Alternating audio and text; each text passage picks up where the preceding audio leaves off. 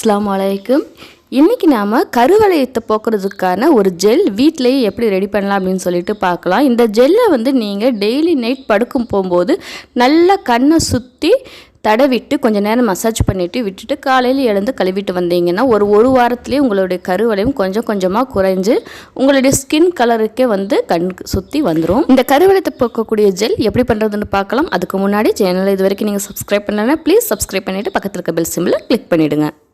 நான் இன்றைக்கி ஒரு வாரத்துக்கு பயன்படுத்தக்கூடிய அளவுக்கு செஞ்சு காட்டுறேன். இது ஃப்ரிட்ஜில் வச்சு தான் யூஸ் பண்ணணும். அதனால் நீங்கள் இதே அளவுக்கு வாரத்துக்கு ஒரு வாட்டி செஞ்சுக்கிட்டிங்கன்னா நல்லா எஃபெக்டிவாக இருக்கும். ஒரு சின்ன சைஸ் உருளைக்கிழங்கு எடுத்துருக்கிறேன். உருளைக்கிழங்கை நல்லா கழுவிட்டு அதில் இருக்கக்கூடிய அந்த தோலையெல்லாம் நீக்கிட்டு குட்டி குட்டி பீஸாக கட் பண்ணி எடுத்துக்கலாம். கட் பண்ணின உருளைக்கிழங்கு துண்டுகளை ஒரு மிக்ஸி ஜாரில் போட்டு நான் தண்ணி எதுவும் விடாமல் அரைச்சி எடுக்க போகிறேன். மிக்சியில் இல்லைன்னா சின்ன உரல் இருக்குது இல்லையா, அதில் கூட நீங்கள் இடித்து எடுத்துக்கலாம். ஆனால் ஒரு சொட்டு தண்ணி கூட கலக்கக்கூடாது. அதில் இருக்கக்கூடிய அந்த ஒரிஜினல் அந்த ஜூஸை மட்டும்தான் நீங்கள் தனியாக பிரித்து எடுக்கணும். சுரவி இருக்குல்ல, அதாவது தேங்காய் சுரவி, அதுலேயும் கூட சுரவிட்டு அதை ஒரு துணியில் போட்டு நீங்கள் பிழிஞ்சு எடுக்கலாம். ஸோ இந்த மாதிரி எந்த மெத்தட் வேணாலும் நீங்கள் உருளைக்கிழங்கு ஜூஸை எடுத்துக்கலாம். இப்போ நான் மிக்சியில் அரைச்சி எடுத்துட்டேன். அது ஒரு வடிகட்டியில் போட்டு வடிகட்டி தனியாக ஜூஸை மட்டும் பிரித்து எடுத்துக்க போகிறேன். இப்போ இந்த ஜூஸில் பார்த்திங்கன்னா அந்த உருளைக்கிழங்கு ஜூஸில் தண்ணிக்கு கீழே பார்த்திங்கன்னா ஒரு மாவு மாதிரி இருக்கும். அந்த மாவு ரொம்ப முக்கியம். இது என்ன அடியில் மாவு தங்கியிருக்கேன்னு சொல்லி நிறைய பேர் அதை எடுத்து போட்டுடுறாங்க. அப்படி பண்ணக்கூடாது. அந்த மாவில் தான் அதிகப்படியான சத்து இருக்குது. அதனால் அந்த மாவையும் சேர்த்தே பயன்படுத்துங்க. கூட ஆலுவேரா ஜெல் ஒரு 1.5 ஸ்பூன் போல் நான் சேர்க்கிறேன். உங்ககிட்ட இந்த மாதிரி ஆலுவேரா ஜெல் இல்லைனா ஃப்ரெஷ் ஆலுவேரா கூட சேர்த்துக்கலாம். அது நல்லா இன்னும் எஃபெக்டிவாக இருக்கும்.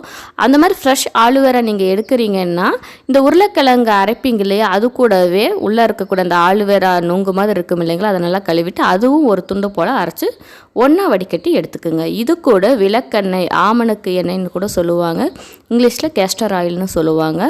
அந்த விளக்கெண்ணெய் 1 ஸ்பூன் போல் சேர்த்துட்டு நல்லா மிக்ஸ் பண்ணணும். விளக்கெண்ணெயை சேர்த்துட்டு கொஞ்ச நேரம் வரைக்கும் மிக்ஸ் பண்ணிக்கிட்டே இருக்கணும். அப்படி மிக்ஸ் பண்ணிக்கிட்டே இருந்தோம்னா ஒரு ஜெல் கன்சிஸ்டன்சி நமக்கு கிடைச்சிடும். ஸோ இந்த மாதிரி ஜெல் கன்சிஸ்டன்சி வந்துடும். ஜெல்லை ஒரு பாக்ஸில் போட்டுட்டு ஃப்ரிட்ஜில் ஸ்டோர் பண்ணி வச்சுருங்க. டெய்லியும் நீங்கள் தடவை போகிறதுக்கு கொஞ்ச நேரத்துக்கு முன்னாடி வெளியில் எடுத்து வச்சுக்கோங்க. இதில் ஃப்ரெஷ்ஷான உருளைக்கிழங்கு ஜூஸ் சேர்த்துருக்கிறனால ரொம்ப நாளைக்கு வெளியில் வைக்க முடியாது, கெட்டு போயிடும். குறைவான அளவு தான் தேவை அப்படிங்கிறதுனால தினமும் செய்ய முடியாது. அதனால தான் ஒரு வாரத்துக்கு தேவையான அளவு செஞ்சு ஃப்ரிட்ஜுக்குள்ளே வச்சுக்கிட்டிங்கன்னா உங்களுக்கு டெய்லி எடுத்து பயன்படுத்துறதுக்கு ரொம்ப ஈஸியாக இருக்கும். இந்த ஜெல்லை டே டைம்லேயும் பயன்படுத்தலாம், நைட் டைம்லேயும் பயன்படுத்தலாம்.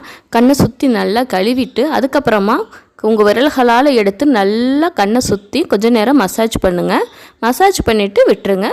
அதுக்கப்புறமா கொஞ்சம் நேரம் கழிச்சோ அல்லது காலையில் எழுந்தோ கண்ணை கழுவிக்குங்க.